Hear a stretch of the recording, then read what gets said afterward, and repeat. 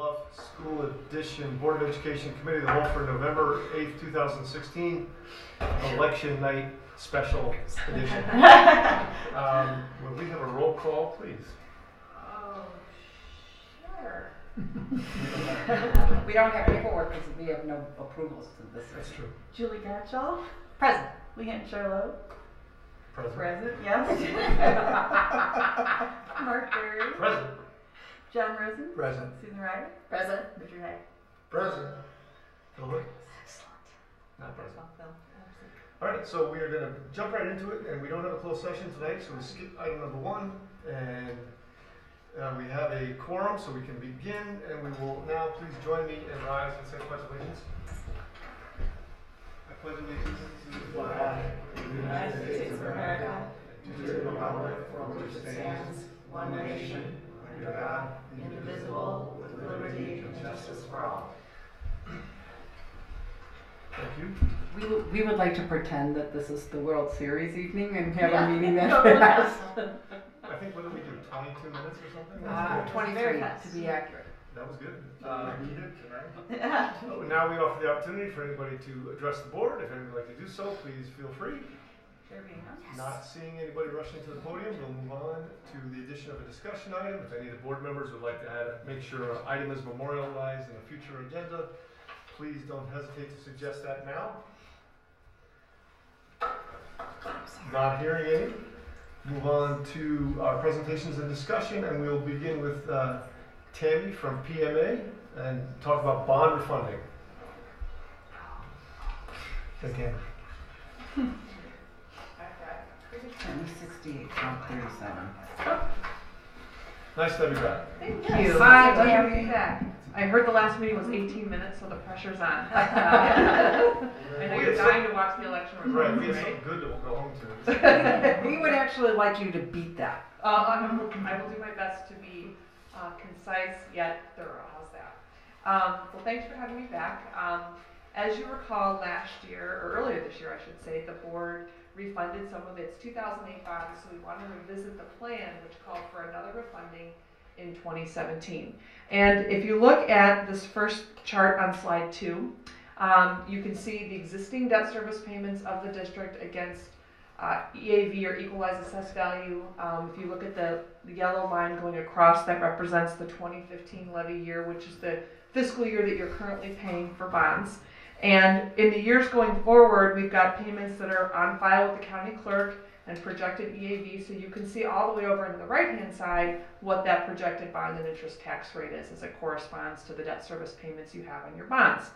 In the box sort of in the middle of the page where it's shaded in a light green in the back, those show you the remaining debt service payments on the 2008 bonds that were not refunded earlier this year. So what we're hoping to accomplish tonight is to give you an update based on the original plan, where rates are right now. We estimate the savings would be for the district to refund those in early 2017.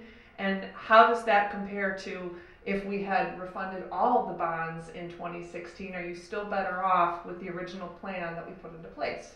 So that's what we hope to communicate to you tonight and answer any questions you have. Does that make us feel bad?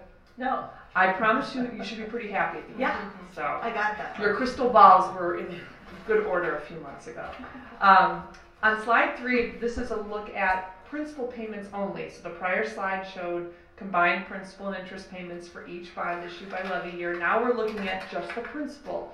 And any maturity of bonds that's surrounded by a box means that it's callable. So you've got certainly bond issues in the future that can be called at different dates. But we're focusing again on the column for 2008, and the numbers that are shaded in that yellow, those are the remaining principal payments on the 2008 bonds that can be called hopefully for some present value savings. So of the roughly $14.5 million of 2008 bonds that were callable, you refunded almost $9 million of those earlier this year, so you've got about $5.7 million left that could be refunded for savings. And you recall that the call date on those is not until June of 2018, but of course, as you know, that doesn't mean you have to wait until that time to execute a refunding. You can do it now, and then the proceeds from the bond sale are put into an escrow and held there until that June 30th of 2018 call date, and that's the date that bondholders are actually paid off.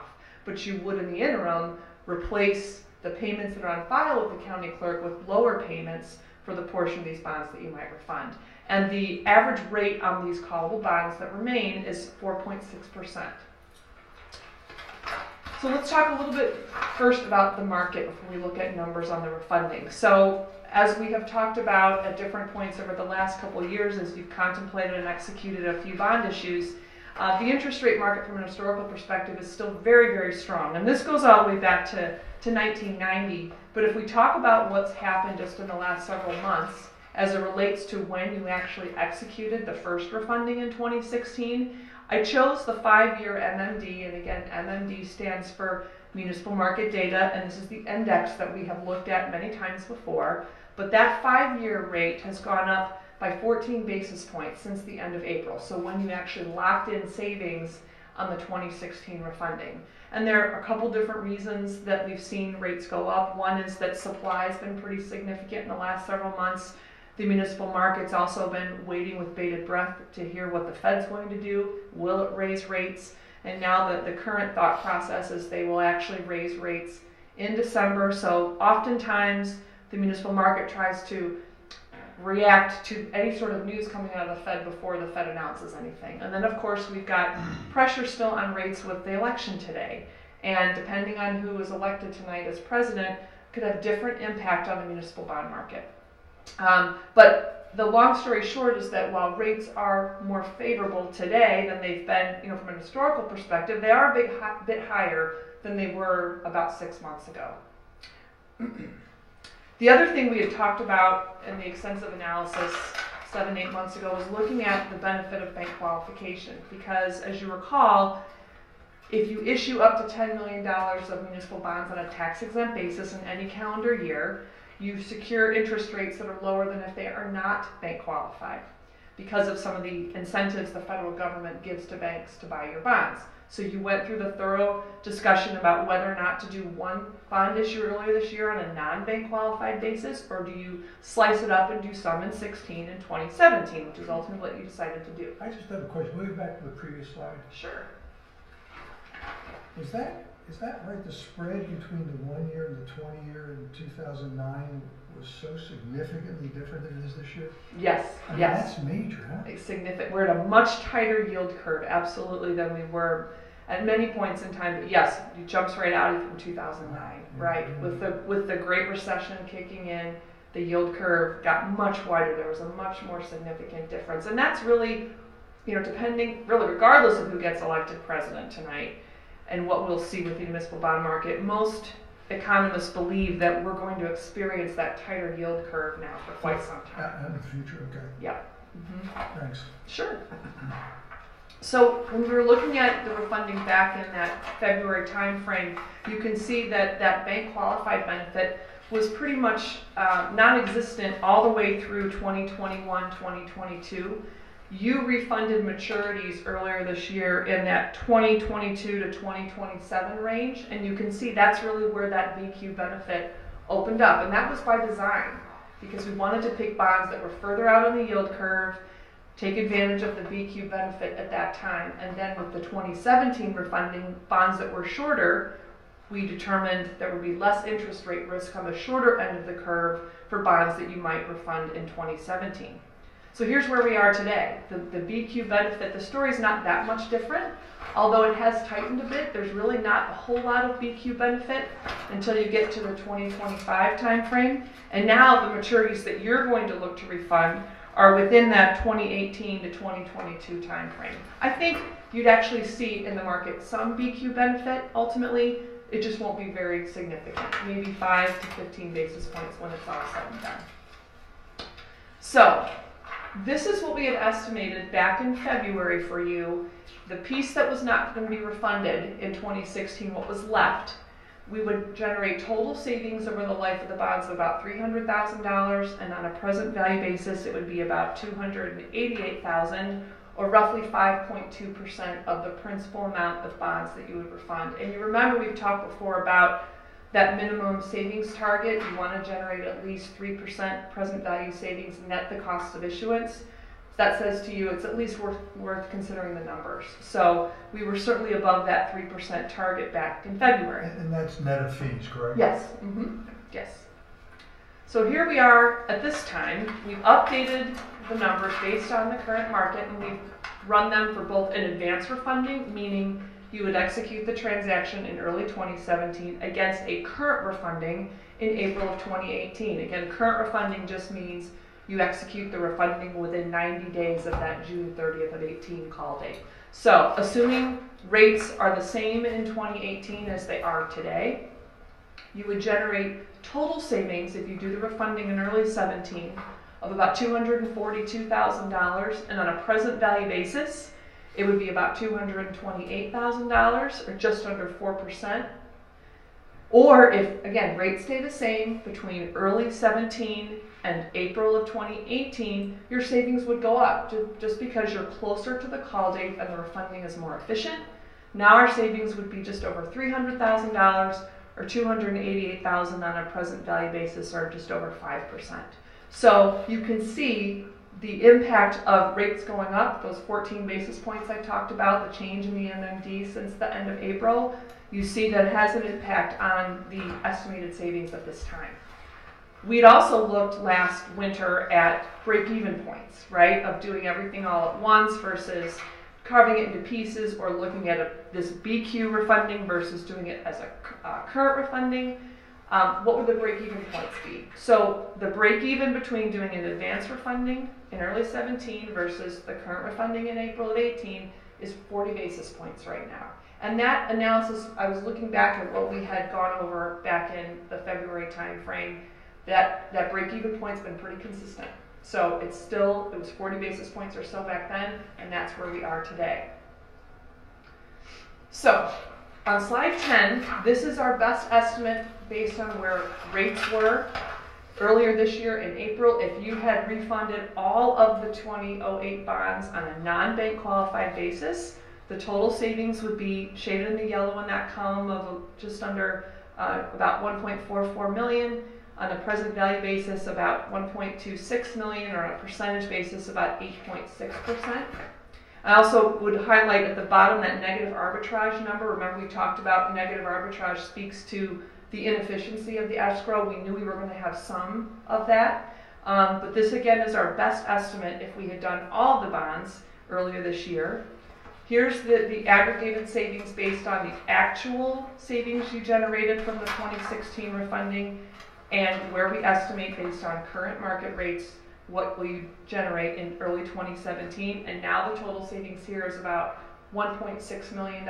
So maybe about $180,000 more than if you had refunded all the bonds on a non-bank qualified basis earlier this year. And the PV savings are listed below at about $1.45 million, or almost 10% in the aggregate. And the estimated total negative arbitrage is almost $280,000. So even though we've had some market movement in the wrong direction, right, those 14 basis points going up in the index, you're still, as a board, better off with the plan that you set forth in breaking it up into two bank qualified transactions. Okay? Any questions so far? Okay. So again, it comes back to, if you're interested in pursuing this remaining refunding, what the board's interest rate risk tolerance is. If you believe interest rates are going to go up by more than 40 basis points between now and April of 2018, then we would recommend that you execute the bank qualified refunding in early 2017. And the last thing I want to touch on is the structure of your bonds. So there's obviously a few different things going on this page, but if we look at this, if you focus first on what's shaded in sort of the tan color in the background with the line at the top, that shows you what your annual debt service payments are for your bonds right now. And if you look at the left-hand side of the chart, you see how it's a little lumpy? It's not significant. It goes from roughly 2.2 million to 2.1 million, but there's a little bit of a lumpiness to your debt service payments for the first several years. If we do this refunding in 2017, we could just take what we call proportional savings, meaning take a proportional amount of the savings based on what each payments are now, so that you'll still have a little bit of that lumpiness from year to year. If you want to move forward with the refunding, what we could do is structure the savings a little bit differently. It would not impact the total or the net present value savings you get. The numbers would be pretty much the same, but we could give you what's in sort of that maybe sort of light blue or teal blue columns, a more gradually increasing structure, so we get rid of a little bit of the lumpiness. I know Jay and I were talking about it earlier today. While there's not a huge difference from year to year, perhaps in your vision down the road for what you want your total levy to look like, it might help you manage that levy a little bit better. So if this was of interest to the board, we could structure this next refunding to, again, eliminate some of that lumpiness and just have very gradual increases in your annual debt service payments. So by that you mean rather than going from, let's say, 2.1 to 2.4, just looking at it roughly, you would have it more evenly distributed? So for example, in levy year 16, your debt service payment is scheduled to be $2.125 million. Right. The following year, it's just over 2.2, and then the next year it goes down to about 2.18. Right. So again, not huge swings, but what we could do is, for example, in levy year 16, where it's 2.12, the next year maybe it goes up by another $20,000, $30,000, and just keeps increasing at that pace. At the end, when you get closer to the 2027, it's more like that $2.4 million level. It's just over time you get there, rather having these ups and downs, and it just may help you manage your total levy a little more. So it just buys us some evenness in the process. Right. It's not a big amount of money, but... No, it's not. But we just thought we'd mention it in case that's something the board was interested in. Okay. Does that come at an expense to us? The net result is really the same in terms of the savings overall and on a present value basis. It doesn't impact it really at all on a total basis. So Jay, from your point of view, what's the benefit to? I mean, I understand that it makes it more gradual, but it seems like those numbers you're talking about, fractions of small percentages of the total levy. How does that impact us? How does that benefit us to do that? It just creates a little bit more stability in your tax rate, your tax amount. Does it make it more predictable year to year? I mean, is it you're creating you're leveling the ongoing payment more so than it is now, right? It seems like it would make it easier to explain to the public what was happening with it if you didn't have those fluctuations. It's true. Where people are saying, well, why our taxes are going up, or Because it takes that conversation out. Levy, like there's a levy and then there's the debt service, and they just call it the levy. Right. And why are you increasing my taxes by 6%? Well, we're not. We're increasing it by 1% CPI, but The levy payment, that makes sense. Yeah. So this makes it. That makes sense. So what's the downside? There's really no downside. You know, I don't think it makes much difference one way or the other. right. But if it makes it easier for the taxpayers to understand, then that's a benefit. But the difference in the, it's just it's such a small difference, I'm not even sure anyone would even recognize. Right, that's what I'm hearing. But nonetheless, why not do it? Look, can I take one more step back? And just what I'm also hearing is that there's no downside to refunding the bonds. It sounds like it's a foregone conclusion that we're going to save money if we refund the bonds, and the question is how much do we go for? Do it sooner, do it later? Right. Okay. Do you do it in February 2017, or do you want to wait and see what the market does? And you could do it any time between February of 17 and April of 18. But there's that interest rate risk. Right. You have to. But we're certain there's no downside to doing the refund. I mean, you will generate savings, but the other thing to remember too is that this is your one bite at the apple, right? We talked about an advance refunding. Once you do it, you can't refund the new refunding bonds again until you get close within 90 days of the new call date. So that one bite at the apple is important from a tax exempt status. If you said, well, we know we're going to turn around and go up for a referendum in a year, okay, and sell more bonds, and I would say, well, let's hold off because we need to consider those bonds and how we structure referendum bonds a year from now. That's an example of where you would say, we're not going to exercise that call right now, we're going to wait. Okay.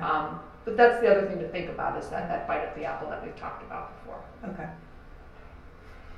But this is based, you're making this recommendation based on your you and your company's professional judgment that the direction of the interest rates are not going to benefit us if we wait longer. Right, I mean, the risk of rates going up is significantly greater than they are going to go down or even stay where they are. There's no question. We will experience some volatility now over the next couple of weeks to some degree because of having a presidential election. If Clinton wins tonight, that bodes better for the municipal bond market because she's viewed as someone who will maintain the status quo. If Trump is elected, he's made it pretty clear that he's interested in closing certain federal tax loopholes, and he views your ability to sell tax-exempt bonds and have investors not pay federal income taxes on their interest earnings as a loophole. So there's definitely more anxiety in the market that somehow he will try to eliminate federal tax exemption down the road. And we may see rates in the tax-exempt market go up pretty quickly because a lot of issuers will flood the market and want to try to take advantage of the tax-exempt status. Now, obviously, he's got to go through Congress. We know, he can't do that by himself, but it would certainly, there are other members of Congress that have been interested in doing this. But tomorrow we'll know. We will know. So, I mean, we Right. have to worry about Right. that. Right. But either way, I think we will see some moderate volatility for a couple of weeks, no doubt. Yeah.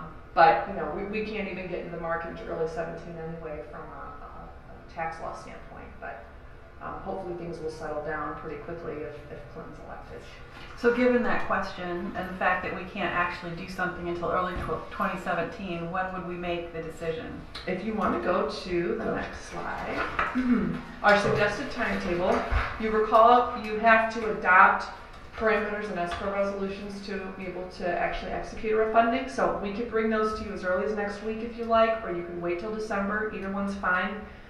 We'll go through the process with the administration again to secure a credit rating and all those important tasks, and actually get into the market by mid-January and then close really in early February. So we will go a little more quickly. It's up to the board as to which date you'd like to adopt those resolutions. Okay. So on the one bite at the apple point, you mentioned if we were going to do another referendum or a referendum, then that would be a reason to hold off. Are there any other reasons to not move forward with this that would cause us to say this might not be the right time for the one bite? Again, only if you think there's no way interest rates are going to go up by 40 no. basis points. I don't think That's it. just throw it. Okay. Jay, do you have a comment? Just that even if you adopt the parameters resolution, if interest rates swing very unfavorably, you don't have to sell the bonds. It's kind of That's the advantage. it's an option to sell the bonds. You could still, at the last minute, decide, you know what, rates are not attractive, we're not going to sell them. So there's no downside to approving the resolution. Our recommendation is that we approve the resolution in December and move forward and be on top of it. Yeah, there's no downside to that at all. No. So, I mean, disagree. Makes a lot of sense. Anybody have any further questions?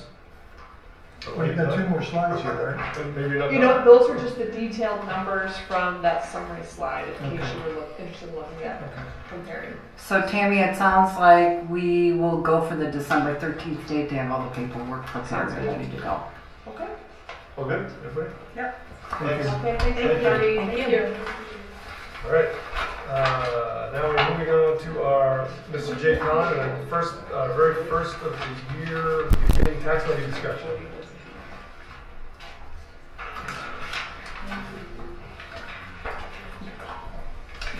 While Jay is doing that, I thought I'd give you an update. I did get a text message from Kelly during the meeting, and we still don't have a baby yet. How long has she been there? So she has been in the hospital for over 24 hours now. So this baby may not want to be born on election day. But she texted and said they would let her take a shower, and she's resting, but still no baby. And I'll let you know when we hear something.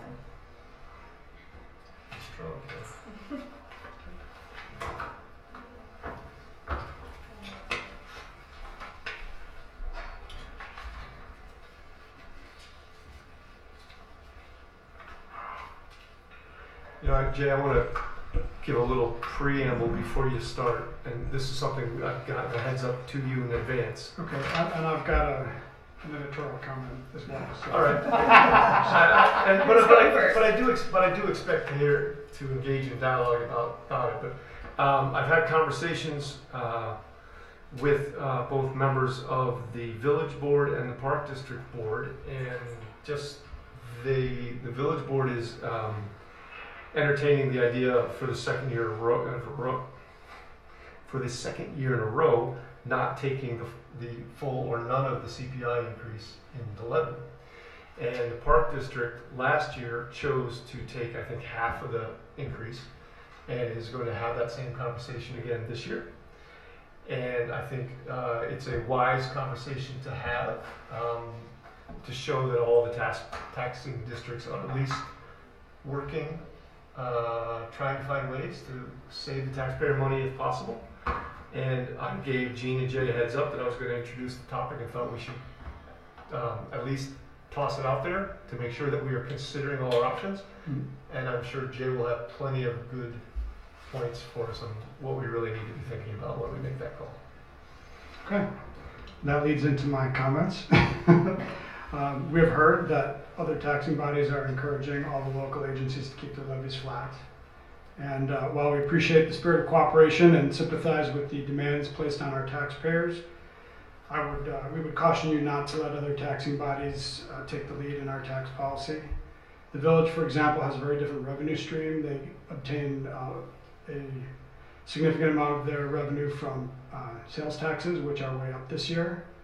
They also have different laws and restrictions placed on their taxing authority. They're a home rule district, so they can raise their property taxes whenever they need to, as much as they need to, whereas we are under the PTEL tax cap, so we don't have that flexibility.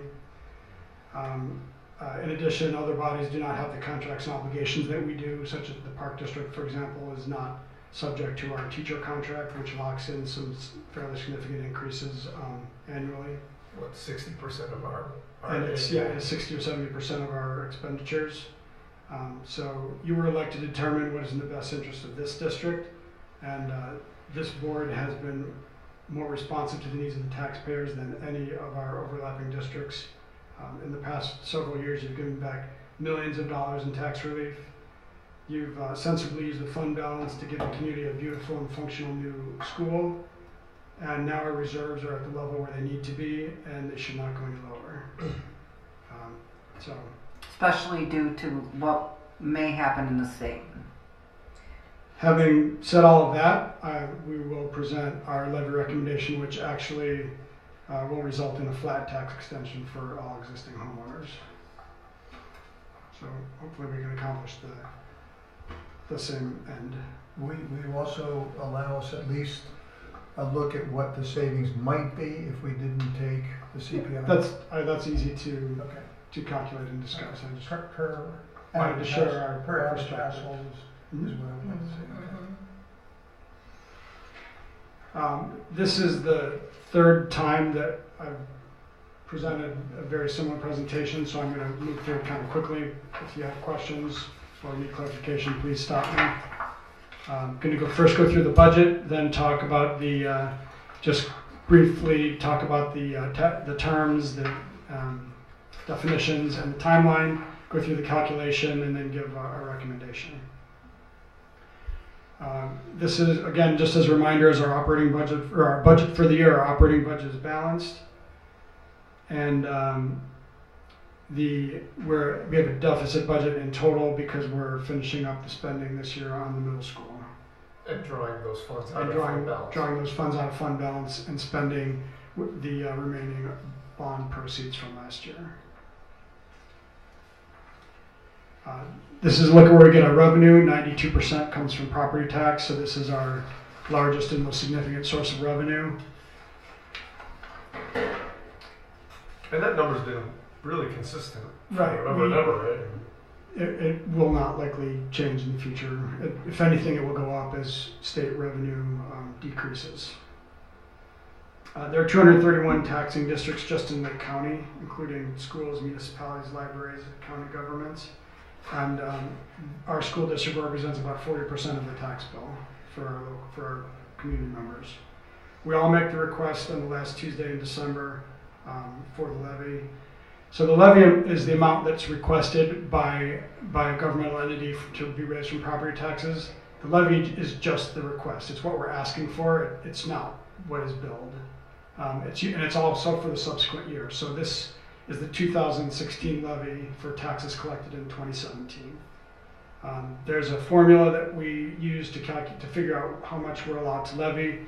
And again, I just want to remind you this excludes debt service. So, for example, last year, our levy increase, what we asked for was very modest, but our extension went up a lot more because of the way our bond maturity structure. The tax extension is the total amount that is billed to taxpayers and constitutes our total revenue, and that includes debt service.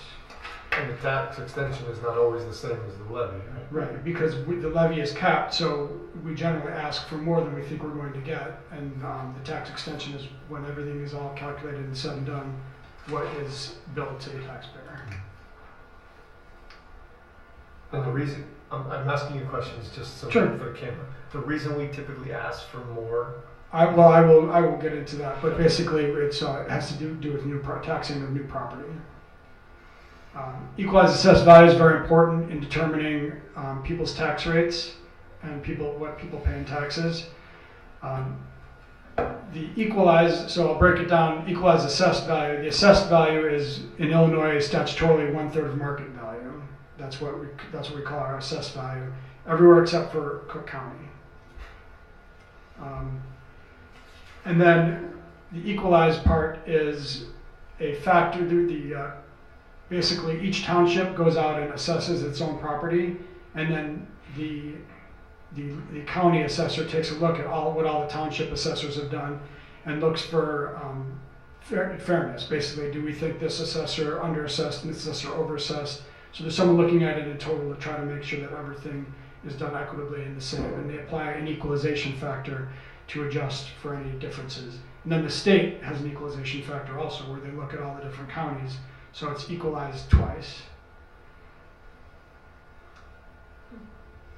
And then the CPI is the Consumer Price Index. This is a measure of inflation that we use when we're determining what our tax bill is. And the CPI specifically is from December to December, the 12-month change in the Consumer Price Index. A question on that. Is it the same CPI that other government agencies in town use? Anybody who's subject to PTEL uses the same CPI.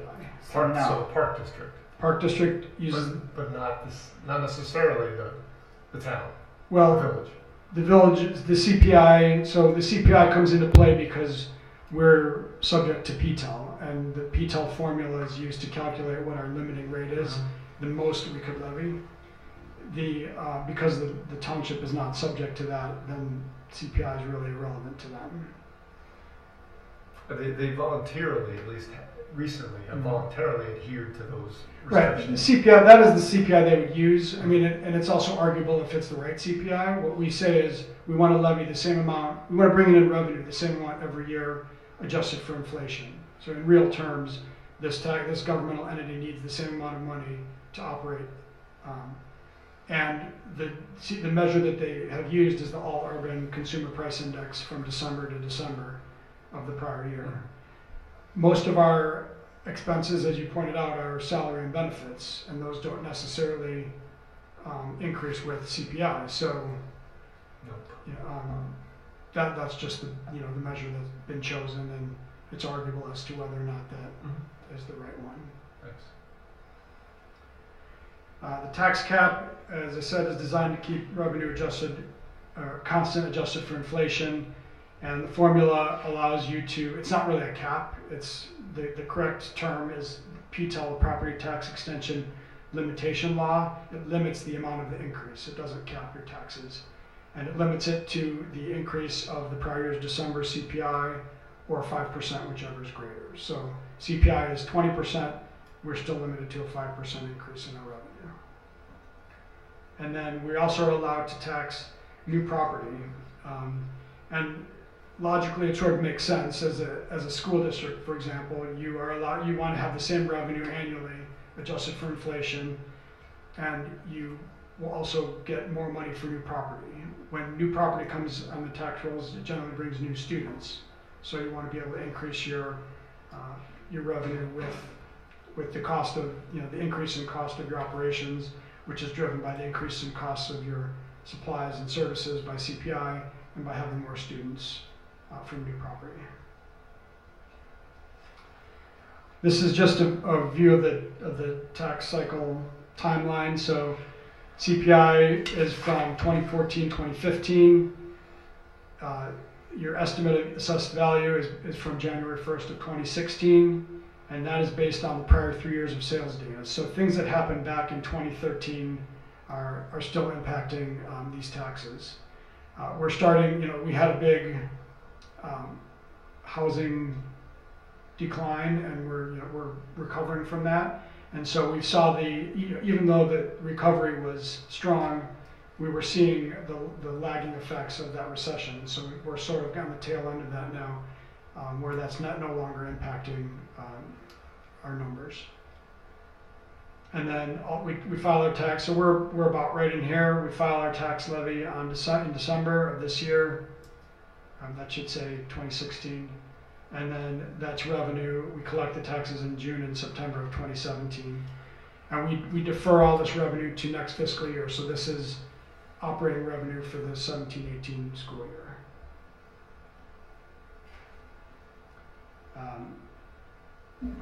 Debt service, we have, so our taxes are operating, we levy taxes for operations, we get taxes for debt service. The debt service extension is basically used to pay principal and interest on the debt that's already been issued. Our new debt is limited by the tax cap in the form of the debt service extension base. So we didn't have a referendum last time we issued debt because we had some flexibility within the tax cap formula, but most of the time it's only allowed to be issued by referendum. And our total debt's limited to a certain percentage of our equalized assessed value. Tammy just showed you this. This is just our projection for our debt service payments out for the next several years. You can see that our debt service for this year has gone down a little bit, and then it'll go up again next year. And there were just one more comment on that last chart.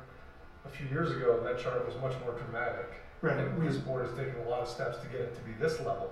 Correct. And so now we're talking about trying to. I think that, at the time the original debt was issued, the assumption was property values were going to go up and up and up, and so that the tax rate would be the same, and then that didn't happen, and so this board has refinanced the debt and leveled out the payments.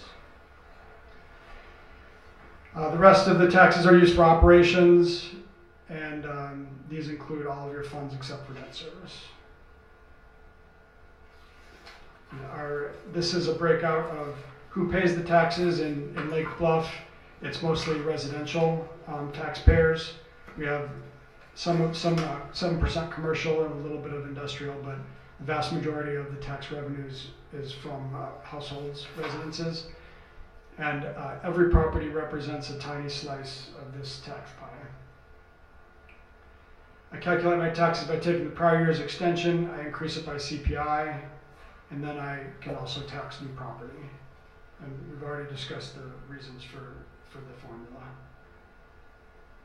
So if I look at how my taxes are allocated, I basically, I take my last year's extension, I increase it by CPI, that gives me my total taxes that I need to bring in, and the tax rate is what I use to distribute that evenly among all property in Lake Bluff.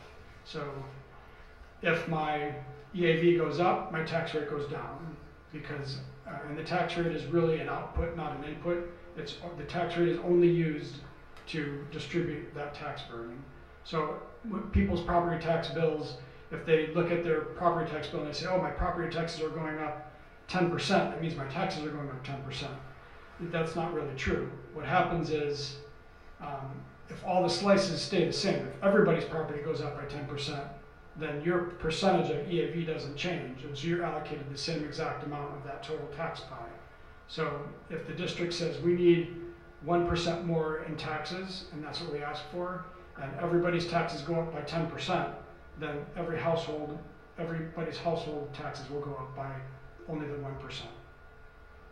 So I think did you mean to say if everybody's EAV goes up? Yes. If everybody's property value goes up by 10%, but the district's ask is only 1%, then that still gets distributed evenly and everybody still gets the same percentage because everybody's taxes went up by the same amount, so their percentage of the total doesn't change. So the confusion for taxpayers often comes into play when their property values vary positively or negatively Exactly. relative to the overall for the whole community. And we saw a few of those last year that people just had no idea why their numbers were so different than the overall. And so if this year we said we want to have a flat tax or flat levy, we're not going to increase our taxes, we could still have taxpayers whose assessment went up more than other people and they would still see an increase in their taxes and say, hey, wait, I thought you were going to hold my taxes flat. Because we don't control everybody's individual tax, we control the total, and everybody's individual assessment determines what their bill is going to be. By the same token, some people's can go down. Some people's could go down. If their property value went up less than everybody else's or decreased more than everybody else's, their taxes would go down. For new property, we take the tax rate that was calculated from all of the other, in the last couple slides, we take the total amount of our ask and divide it by the total EAV and get a tax rate. We apply that to the new property. At the time that we do this levy, we don't know what the tax rate is going to be, and we don't know the amount of new property. So we want to make sure that we capture all the money from the new property so that they're paying their fair share as well as existing homeowners. So we tend to ask for a little bit more to ensure that we get what we ask for. We will never extend more than our levy. So if we ask for too little from the new property, then we just get up to what we ask for. So for this year, CPI was 0.7%, which is very low historically. Last year it was 0.8%, so it's about the same increase as last year. Our property value existing property value is estimated to go up by 6.2%. Last year's existing property increased by 7%. Those are the changes in CPI, right? Those are the changes in CPI, correct. What is the CPI? The CPI is 240 or something like that, the index. Okay. But, it's the change in the index from December of 2014 to December of 2015 as expressed as a percentage. So this is good. Our property values were flat to declining for many years. I think in our long-term projections we're expecting 2% increases in property value, just simply to be conservative because that's what we've been seeing the last couple of years. We're seeing a recovery in the markets, so property values are increasing.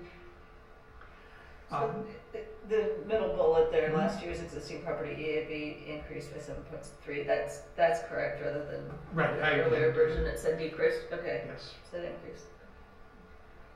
2016 is kind of a normal year. Last year was what they call a quadrennial reassessment year, where they take a look at every piece of property and reevaluate its value.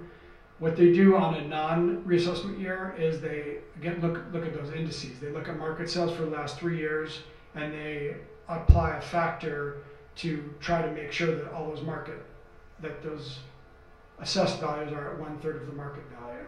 So if the assessments are less than 1/3 of the market value, then they apply a factor to get it up to market value. And if they're more than that, then they apply a factor to decrease it. So what it means is people's property values tend to change more in concert. You'll see a lot less volatility or variability between homeowners and their property value increases. Unless you've done a remodel or change the footprint of your home, you tend to see the same increase as everybody else. And so this is an example. This is right off the assessor's website. They took the 2013, 14, and 15 sales data. These were the number of sales that they used in their calculations. The average was 31.38, which is below 33 1/3, so they apply a positive factor of 6.2% to get it back up to 33 1/3. So that's where we are estimating our increase in assessments to be coming from. New property this year was astounding, $7.7 million as projected for our district. That's more than double what we've seen since 2009. It's made up of $2.4 million from the Target complex, and the rest of it was all residential improvements. This is a look at back to 2012, what we've seen in new property. So we're getting a significant bump this year from new houses coming on the market. And this has been pretty consistent throughout Lake County, at least throughout the North Shore. Other districts are also seeing large increases in new property. So the recommendation is to take the full CPI and protect our fund balance, and then look at doing a bond refunding to provide some tax relief to some additional tax relief to our taxpayers. This is how it's broken out. Our extension last year for operations was $14.38 million. The 0.7% increase or CPI component is the 14,485. That's about $100,000. So by taking the full CPI, the district will be getting an additional $100,000 of revenue. If you took half CPI, it'd be $50,000. If you didn't take CPI, you'd be foregoing $100,000 of revenue. By average household, was that? About $30 for a $600,000 median household in Lake. $30. So if you didn't take CPI, If you didn't take CPI, you would save $30 for the median household in Lake Bluff. The impact of new property, again, is $175,000. This is all taxes on property that was not on the tax rolls last year. So we're saying all the new property that's been added, if they pay the same tax rate as everybody else, we'll get an additional $175,000, which is a significant revenue stream for the district. And then this additional $30,000 I'm calling kind of cushion and rounding. Last year, what I did was I just overestimated the amount of new property, but I think it's more transparent to just put in what I actually think new property is going to be, and then show this $30,000. I'm not expecting to get it. I'm asking for $30,000 more from this new property to protect that $173,000. So if I'm off in my estimate of what new property is going to be, I want to ask for a little more to make sure that I get it. where do your new property estimates come from? They come from the township assessors. And then in just rounding. So that gets us to a total operating tax levy of $14.7 million, or a 2.2% increase. Again, this is just on operations. Once you add in our debt service, which would be our total tax extension, our debt service extension will decrease by 3% next year, just simply due to the way our maturities fall. So our total extension would be $16.8 million, or a 1.4% increase. Now, if you look at the total tax rate down at the bottom, you see our tax rate is decreasing by about 6%, and the increase on property values is estimated to be about 6% increase. So if you're increasing your property value by 6% and you're decreasing your tax rate by 6%, it's about a wash. So the average homeowner will be saving $30 in debt service payments and paying $30 more in operating payments. And we'll see a flat extension for next year. Is that the tax rate that I actually see on my tax bill? It is the tax rate for this school district. Right, for the school district Yes. itself. So they would take that rate and they would multiply it by, what they would do is they'd take your market value of your house, they would divide it by 3, Right. and they would subtract any exemptions. So when I talk about EAV, that's taxable value after exemptions. Right.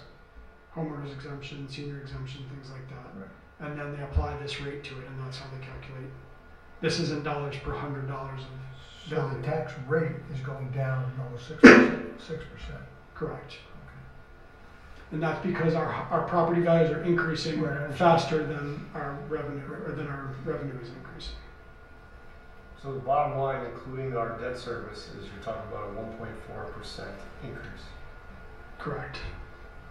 And what I'm also saying is that almost 100% of that 1.4% increase is borne by new property that was not taxed last year, whereas existing property is paying the same. So this way of looking at the budget or the taxes sort of takes the what can we tax and applies that logic here. But we have also in other years, recent years, looked at it the other way. What is our budget demand, and therefore what should we tax as a result of it? And I appreciate that those two numbers might not be equal, right? And when we do a $0 or balanced budgeting, then we run the risk of leaving money on the table in future years and those issues. But I'm wondering if we've done that analysis. How does this tax extension that we're proposing here compare to what we expect to spend next year? I would say that given the level of risk in our budget, that it's more prudent to levy, to go at it from this perspective. Yeah. So. But we've been there, done that. I mean, right. Go back to 2010 when I joined the board, and we can't just look at it this. No, I know. We're not, and that was a different situation because your fund balance was 100%, right. 160% of your operating expenditures. Now that we're down at 40%, there's less room for error. In fact, I think when we've seen those charts before, in order to stay at that 30% going out, we have to. Right. I mean, the full levy. Okay. Right. We haven't presented the long-term projections, but they always have that kind of curve down, kind of flat for the first couple of years, and then they decline. And those projections assume that we take the full CPI. Which they need to. So I think these numbers make sense to me, but I think we need to do a more full job of explaining why it ought to make sense to the taxpayers as well, because it is in 2010 when we had 100. Well, and I think you could explain it as our reserves are at a point where they need to be, and we want to maintain them. Exactly. And in order to continue operations, we need to increase our revenue at the rate of inflation so that we can keep up with our expenditures. That's, I think, what's missing here, not to disparage it, because I think it's important to look at it this way too. But it is, why do we need the taxes we're levying, not just, what does the law permit? But in this case, it isn't 2010. It isn't where we're building reserve over reserve. In order to maintain our reserve within our reserve policy, we have to levy this amount based on the budget and what we expect future limitations, PTEL limitations, are going to bring, right? Well, so, there are several pressures on our budget. One that we haven't really discussed yet is health insurance. Our experience to date is... And that's where your risk comes in. You're talking about the risk. Well, with certainty, our health insurance will go up by at least 10% next year because our experience is we've paid out in claims 112% of what we've paid in premiums, and just looking back at historical co-op data, that adds a 6% surcharge to our premium. So if the average premium only goes up by 4%, which is pretty good, ours will go up by 10. So I'm expecting 10 to 12 on a significant percentage of our budget. I know our salaries are going up by 3%. You're not even talking about state. And I'm not talking. Issues. That's before I talk about the risk of losing state. So I misspoke, right? What you're talking about now is known budgetary demands, right? 110% of our healthcare premiums are versus this last year. That's a demand. That's as known as it can be, and you can tax to meet that demand. Right. Then there's another bucket of things we might want to tax to meet, and that is risk. Risk of the state going away, etc. But I think even before you get to that bucket, you have this: how do we maintain a proper level of reserve? And looking at where we are now and where we're going to be in another 5 years, we have to tax to this level, or we aren't going to be able to remain within our within our fund balance policy, right? Yes. That I can explain to a taxpayer. This feels like 2010. Not to disparage it, but So you maybe, understand what I mean? maybe next week, when's the next Next meeting we're one. scheduled to approve it? Is it, Yep. maybe we Tentative approval. maybe we add a couple of slides to this that talk about our projections for fund balance and I think where it we goes have at to. different I think levels. last year we did that before this. This year we had I was out and we had the building and some Yeah. other things, so we didn't go. So I think that'd be a we good didn't thing to have add. meetings. Yeah. I think the other thing to keep in mind is that we're having a discussion about the levy. Yeah. Not the budget. I understand. And, but we're not having a discussion about the tax extension. We sort of are, but the levy, you should never levy less than CPI, ever. Well, we have though. Okay. And I mean, it was before your day, but 2012 we levied to the budget. And if I were here, I probably would have argued against it. Yes, I'm sure. The- But our taxpayers were arguing for it. But the method by which you give tax relief is to abate your debt service. And we did do that too. Which is, and Which- that's where. And that's it all where I'm started. getting at. I'm Or not in saying you different should circumstances. tax less than the maximum that you can. I'm saying that because of the way the law is structured, you handcuff yourself in future years I totally get that. by abating your levy, your operating levy, and extending your full debt service levy, because you lose the ability to tax if you need it Yeah. forever. And we can't predict the future. We don't want to. What's done is done in the 2012 timeframe. But what I'm trying to point out is that what got us to huge reserves was taxing to the extent of the PTEL limitations, right? And we aren't just thinking of it that way. We have to think of it that way for the reasons you're talking about, but we're thinking about it from what do we need to run this place within our policy, and within our policy we've got to look at that reserve staying above 30%. I We'll also make think sure we add that it's a too. year-to-year discussion. I mean, it doesn't happen, you don't make a decision this year without thinking about next year and the year after. So, what happened, I think, in the past was, it was unabated for 10 years. No one ever did anything about it. Whereas in this case, we're looking at it every single year, looking at our reserve, seeing if it's appropriate, and we can decide next year whether we should continue forward. But I also like the flexibility in my hands rather than out of my hands, so that if you do levy, you can abate. Whereas if you don't levy, then you're not going to have the benefit of those tax dollars. The abatement decision doesn't need to be made until March. So in December, Right. you don't know everything yet, and you don't have to make the decision today. You can levy CPI and then come back in February or March and say, we don't think we're going to need all that money, Right. so we're going to abate our debt service. And that's our decision. And that's And your decision. what I'm saying here is because the other districts are able to not tax to the CPI, is what I'm understanding, we may need a more fulsome description of why the amount of extension or the amount of levy that we're seeking is what we need to run the school Good point. We'll take it. within We our will make policy. sure we add those slides to So the may I add slides presentation. about the law, our reserves, does that address your concerns?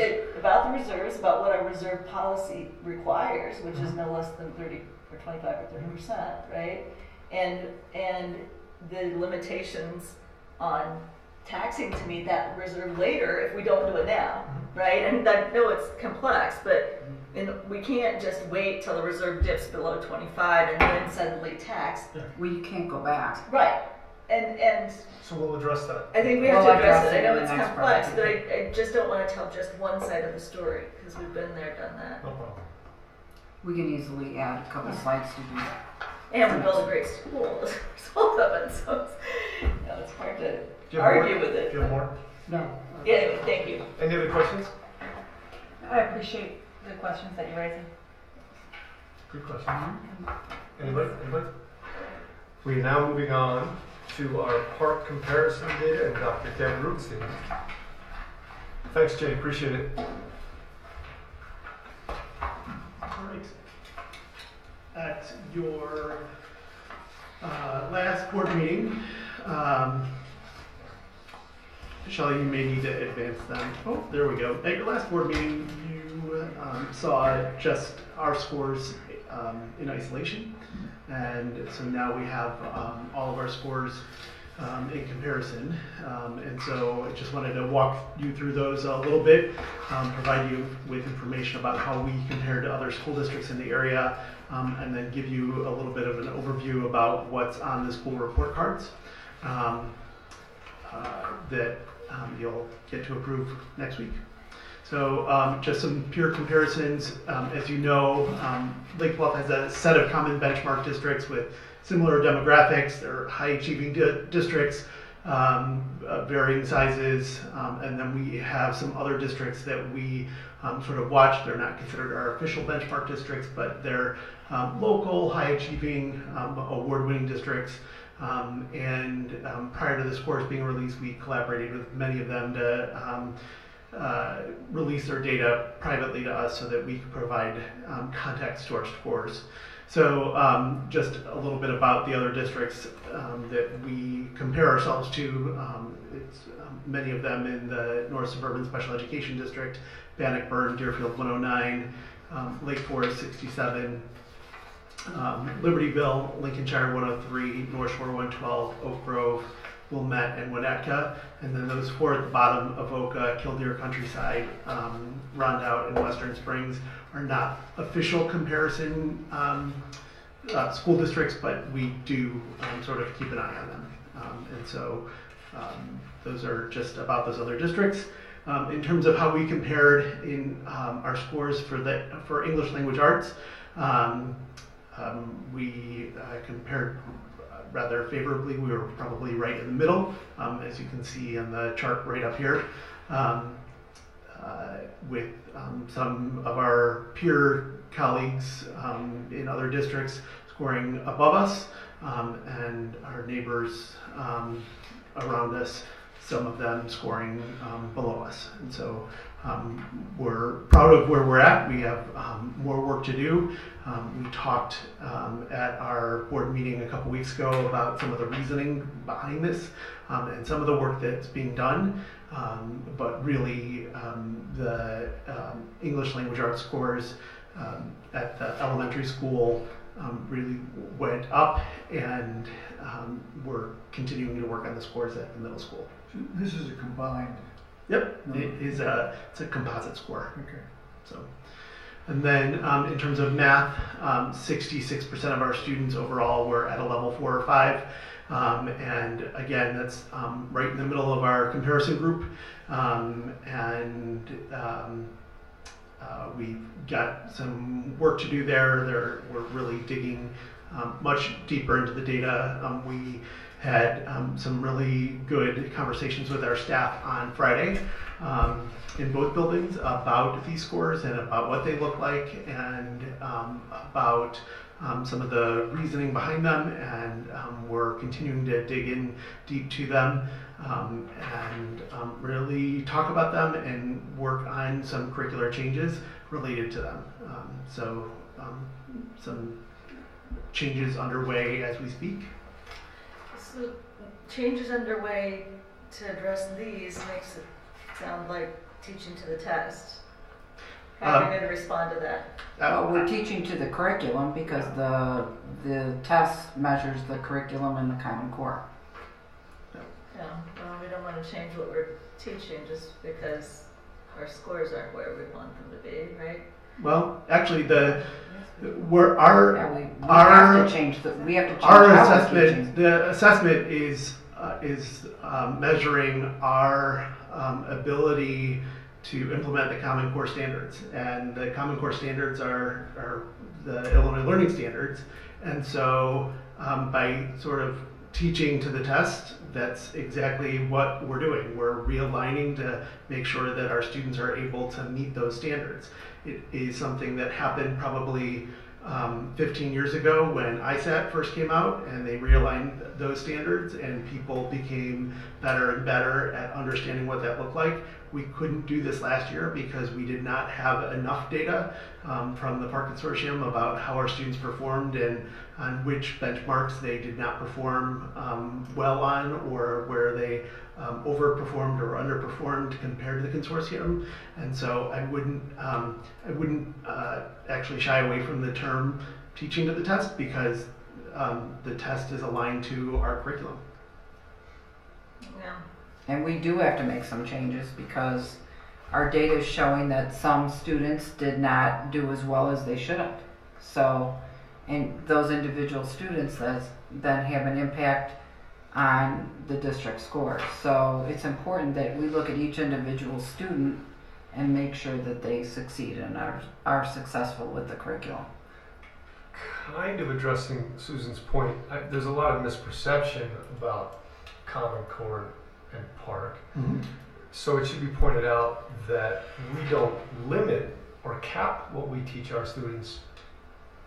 So only teach them to the Common Core. In plenty of our subject areas, we go well beyond. We go way above and well beyond. beyond. So because there are people who do think It's that used as a Common baseline. Core Yep. caps you, and No. it doesn't. It is No. a minimum standard that we all must Correct. try to achieve. It's used as a baseline for all of our curricular understandings. And I know that the administrators work with other school districts to find out kind of how they're doing it, what they're doing. You know, and if I see a difference between us at 66%, somebody else is at 64, 67, that's not a big difference. Right. But then I see another district in here that's pretty similar to us in terms of like the demographic stuff that's at 80. Yep. So I just am curious if we've talked to them. Oh, yeah. Yeah. Well, How, like that's a pretty big difference. Their Well- population is not, we're very different in many ways. So you're- Because when you look at the measures that are on that other slide, they look You're talking Very about similar. Lincolnshire 103. yeah. And so there was actually an interesting study in the paper when these scores came out last week about the impact that low income actually plays on Makes a huge all of difference. these. And so Lincolnshire's low income population is lower than ours, number one. Their English language learners are a different population of students. They In other tend words, to have, we may have Japanese second language learners, whereas some of ours are Spanish speaking second language learners. exactly. So And they're it's a different. different demographic. And so while they may appear similar on paper and in numbers, it's not really at all very similar. Well, you can't really say, okay, they've got 3% low income versus our 7, and that accounts for Mm-mm. a No, 14%. we're not making no, any. no. And We're not that's saying that at all. That's not what I'm saying. I am not at all making any excuses here. I actually think that there's actually quite a bit of work that we need to do with our teachers and with our Absolutely. students to really dig deep into these data, and that's what we have already really begun to do. We've had some really difficult conversations. I am one of the least popular people around right now because of this, because we had some really uncomfortable conversations about our scores, and We have. and that's the honest truth, because and as we go on with our slides, none of these are where I would like them to be, and they're not indicative of where I know our students are at. Every bit of internal data that I look at, from our math scores to our STAR scores to our Bridges unit assessments to all of our other assessments internally, and what I see in the classroom does not indicate that only 66% of our students are on track to meet college and career readiness benchmarks. So that's the disconnect for me. Yeah, well, I mean, I've watched this over the last 6 years, and it looks to me like we've made tremendous strides. We have. I mean, really revamped the curriculum, and you know, we're very targeted where we need to be. So Yes, it's I would agree. But we still have lots of room to grow. We Is do. it possible to the next slide explain some of that? A We little talked- bit. we a talked little a bit lot about there is some of this that explains this. The IEP subgroup explains it, and some of what the IEP subgroup looks like in each of the districts. You know, I'm good friends with the directors in most of these districts, and so there's a little bit of going back and forth about, like, how did you get your scores to 40%? And even 40% is nothing to really bat your eye at. I don't think. I think, again, as I look at our students with IEPs and see how they're performing and see how our general education teachers work with them and see how our special education teachers work with them, I know that there's more that we can see of them than just that 18% who are at the 4 and 5. And so we really need to work on addressing that. So certainly, as we look at that, there are some students that are sort of right on that bubble that are like right at the high end of the 3s. There are some students who are not even close, and so we have to sort of address that. We have to figure out what's going wrong and why students are underperforming in certain areas and what makes them do that, and then get them back on the right track. Do you think that on a percentage basis, the percentage of IEP students in these schools is roughly similar? It's relatively similar. The makeup of those populations, right, it's the last column on the right. The makeup of those populations is different. So for instance, like I worked in Deerfield, and I know that they have been they received letters from the state of Illinois about over-identifying students in the area of speech and language. So if you're over-identifying in the area of speech and language and you have a lot of students whose only area of disability is in articulation, that may be easier to raise their assessment scores, but they're still counted in your IEP subgroup. So whereas I know what our students with disabilities look like, and as you look down the line at like Bond Out 72 and some of these other areas that have really different scores, you sort of get a flavor for what that looks like. So as we move forward and look at what's reported on that school report card data, the Illinois Interactive Report Card publishes report card data for all schools in Illinois. It's available and open to anybody. It's actually surprising how many parents report that they have seen that report card data. It gives comparison data on spending, student achievement, climate, and other factors that impact students in schools, and you're required to review and publish the results. So one of the things that's on there that I already talked to you about is the Algebra 1 completion rate. Our Algebra 1 completion rate is still pretty high in comparison, and here you can sort of see the districts that have put a lot of time and energy into making sure that students have a crack at completing algebra before they leave 8th grade, like our district has.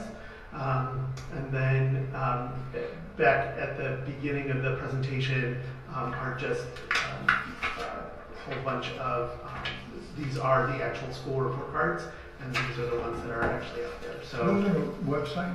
Yep. Which website is it? These are actually pulled from the Illinois reportcard.com. And so you can search for any school in the state of Illinois, and you can get their entire report card and all of their spending and all of that other stuff, and it comes up just like this. So it is a very, very helpful website. It also has, though I didn't highlight it on here, but you can see up in the upper right-hand corner here, it has the 5 essentials data that we talked about a couple weeks ago. And so you can see how we scored there in comparison to other school districts and what that looks like. So just as we move forward, we're going to continue to dig deep. We have already begun the process of educating everybody about what's in the data and look at other assessments that we can now eliminate, and really looking at portions of the assessment where we excelled and areas of the assessment where we really fell short. And then we've had, I will call them very robust conversations with both schools about what worked last year and what did not work in terms of the park preparation. From year 1 to year 2, and there were some things that I didn't think were helping them that they really missed that when I didn't do them in year 2, and so we're bringing those back. It's simple things like this week you should be working on these things to review for the park assessment with your class. Simple things like that, and so we're working on that for this year. Questions before we move on? My feedback is that I'm kind of upset by that IEP subgroup number.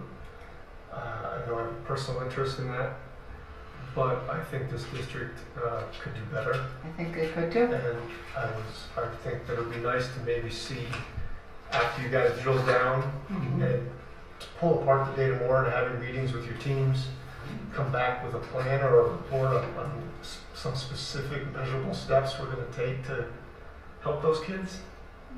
And yes, I'd love to see the number get better, but I really want to see the kids get better, and not just on test taking. Each individual. Yeah. So Right, so- I think it'd be nice to see some formality put to a plan on how to address that. Right, and I would extend to all groups, not just the IEP subgroup, but just in general, once you drill down what suggestions and changes you have. And I have a question, and maybe this is rhetorical. Maybe there's not an answer today, but moving us from 18% or 60% or wherever we are in measure up to the 80 or up to where other somewhat similar districts are able to achieve. How's that affecting the kids' experience of school? I mean, is it Socially and cancel emotionally recess and yeah, cancel? right. Is it Drills for down. yeah. I'm curious about that. Like if that kind of work can be done in a way that kids are still having a good experience of Kids being are in still being school kids. and happy to be kids and yeah. So I'll give you an example of a conversation that we began to have with the English Language Arts team. We talked, and as we drilled down into the data, there's something about one of the standards where we really fell short on was in the vocabulary instruction related to social studies and science. And we came to the realization that we had not really worked with our social studies and science colleagues to have a common understanding about how about what vocabulary instruction should look like across the building. So I think that there are some things that will impact kids in a really big way that will dramatically improve scores over time, that will still allow kids to have a great elementary and middle school experience through us without having to cancel recess, require after school help, require all of those other sorts of things. Because I agree with you. Well, and one thing in all of our conversations is the whole child, not just the academic piece. And people do come to us to find out how we handle social emotional learning here because we do a good job. So it's a good balance, but we know we have room to grow on the scores. We also know that we need to keep the whole child in mind to do that. Okay. Any other questions on this? Comments? All right, we're going to move on. I think Dr. Missing stays at the podium and go into an intergovernmental agreement we have, or we're considering with Lake Forest High School. So you actually have in your board packets this evening the first sort of go around that we have with Lake Forest High School District 115 at intergovernmental agreement related to sharing our data. And so for those of you who are sort of new to student records law, which is most of you, student records are governed by two big laws, the Illinois School Student Records Act and the Family Educational Rights and Privacy Act. Recent changes in both of those laws have made it much more difficult for districts like ours to share data with districts without having to get a whole lot of signed agreements from individual parents and that sort of thing. So in other words, if I want to share data related to Julie's students, I have to go and seek Julie's permission individually. And so you can imagine the amount of time and energy that would take to do a class of 100 students or whatever. Conversely, on the flip end of that, if I am Lake Forest High School and Lake Bluff 65 requests information about how our students are doing once they get to the high school, they have to go to all of their parents and ask individually whether or not it's all right if they can share the data. And so what this intergovernmental agreement does is allow us on a year-by-year basis, and so this would be something that we would have to renew from time to time, and that's because of the fact that the scope of the records law only allows us to do it from time to time for a specific project. And so the specific project is related to us sharing our data for curricular connections and making sure that our students are able to transition appropriately and to check in to see how our students are doing once they get to the high school. So that's the first portion of this intergovernmental agreement. One of the other pieces of this intergovernmental agreement here is that way back in 1982, when I was in grade school, this district entered into an intergovernmental agreement with Lake Forest High School District to allow Lake Forest High School District 115 to become the custodian of records for this school district. And so what I mean by that is that our permanent record cards, so many of you know that we are required to keep student records of a certain type for 60 years after a student leaves us. And so that intergovernmental agreement allowed those permanent records to be transferred to Lake Forest High School. And then temporary records are required to be kept for 5 years after a student leaves us. And so those were allowed to be transferred to Lake Forest High School as well. So beginning in 1982, from that period, beginning in 1982, we did not, we began transferring all of our records to Lake Forest High School without making a copy, without doing any of that stuff. When I started here in this district, that did not strike me as something that we should be doing, and I was not aware of this intergovernmental agreement. And so I actually put an end to that practice, and we made copies and did all that other stuff and sent copies over to the high school, which is what our attorneys recommended at the time. So this summer, as we were working on some other things and as we began working on this, we agreed with Lake Forest High School that we would attempt to reverse that intergovernmental agreement from 1982, since it's no longer legal actually to have them as our custodian of records, and to attempt to get those records back, the permanent record cards. And we do, especially, it's interesting because of the village's history of with the orphanage and that sort of thing. We have from time to time some students who come and ask for their permanent record card and that sort of thing, and so they will come back and seek information about what's written on their permanent record card, and so it is helpful to have all that information handy, and so that's also included in there. So that intergovernmental agreement in draft form is included in your board packet this evening, and it's our hope that we would get that approved at the next board meeting next week, and it'll go in front of the Lake Forest 115 board at their board meeting next month. Is that information still all analog? It's not been digitized? It's all paper form. All paper form? Yep. Hodges and Louisi drafted this agreement also. It looked fine. I'm just curious, how do we get the notice to share it in the first place? You said you go to each individual family, and under family you have to, how do we get that approval? I mean, this allows us to share it, but how do we get the parents' authorization to disclose? So for example, like right now with our, with our special education records because I have am in a situation where I need to start sharing our special education records so that we can start planning for IEP and Title IV plan meetings. So I've had to go to each individual family and seek a release of information from each of those families so that we can get we can have a meeting. And so this intergovernmental agreement would allow us to no longer have to do that for a period of time. Oh, this gets around the requirement to get individual. Okay. Yes. And you need to know the majority of school districts, the law in Illinois allows feeder junior high and middle school districts to share information to high schools.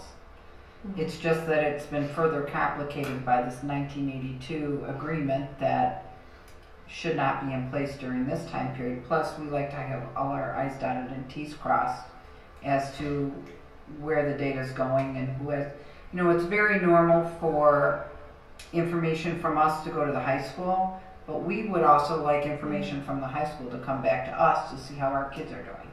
And that is included in That this. is That's included in this. It did They're sound willing to share that. Will that, just from a practical point of perspective, will that allow us to address issues like there's some talk in the community that constantly bubbles up about math issues from the transition from like our advanced algebra class up to the high school? Will that allow us to put numbers that we can Not publicly necessarily. talk about? Not necessarily. It will not allow us to do that in the short term. In the longer term, as we are able to sort of track how our students do, with map data and that sort of thing, it may allow us to do those sorts of things. But that doesn't give us access to their departmental records for scores. What it gives us is the general overall scores on different things. So, For example, like their park data. but they're Or not taking the part SAT, anymore. But they did ACT last year. data, or those sorts of things. But they did last year. Right, I think Final exam data, those sorts of, their passage rates on certain exams that. So we would get their, right now, So we it's could kind get of a their, sky level view of, No. not so granular? because we can get their aggregate scores now. What it would allow us to do is get the individual student scores. But it's not going to give us the unit 25 algebra test scores at the high school. It's going to give us their general overall data. But you'd be able to see, if you send up 100 8th graders, you'd be able to see how those Yes. 100 8th graders did in the math placements that they got. Correct. But you wouldn't then be able to compare them to, you wouldn't be able to compare to a similar group No.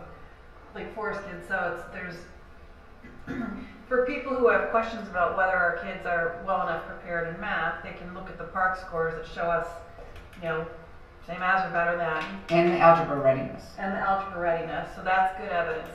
And they can also come to, we're having a math conversation with Lake Forest High School in a couple of weeks. Next Wednesday night at 6:30. Next Wednesday night at 6:30. At 6:30, and that's going to be at the middle school. At the middle On the school. presentation. Which is honestly the best thing. I think that's a great opportunity to have that dialogue open up. Comment on who's going to attend from the high school? Dr. Shayla Holland, Joe Bricky, who is the math department chair, and then Alan Waller, who is their new director of teaching and learning, and then myself, Nate Blackmer, and Dr. Sophie. Well, I thank you, Dr. Sophie and Dr. Runsing, for putting that together. Appreciate that. Absolutely. Any other questions on the intergovernmental agreement? Okay. Superintendent evaluation form. Didn't we Mine just is have short. this conversation yesterday? I mean, it just, oh my God, this happens so often. We just need to make sure, because we've always done it. I know. Can we just use this form again? Yes. Unless Yes. somebody wants to chair a committee to All right, revise done. it. Good topic. And I have a schedule that Dr. Sophie put together that we'll. That was last year's. No, you just sent me this email a few weeks ago. I know, but it was last year's score, so we'll just have to change the dates around. It was So- last year's dates. I sent you last year's Oh, email. okay. Well, we'll have the thing wrapped up by Yes. February sometime. Yes, because we all love the process so much. Yeah. And just to give an indication, you guys will be doing your evaluations by the beginning of February. So Right. I swear to God, we just did this yesterday. I had this exact same. Okay. And then, What is our window to get it done between when and when? January and the end of February. and that's self-imposed. That's not a legal requirement. No. That's our own requirement. Then finally, for this evening, we were going to talk about a 2-year agreement with our auditing firm, Baker Tilly, Virchow, Kraus, and Virchow Kraus. Jay, you want to give a very, very quick summary? These last 2 years were the first years with Baker Tilly. They came in and did a great job with our financial statements, and we'd like to sign another 2-year agreement to continue with them in the future. And their rates are relatively competitive with what another equal size firm would do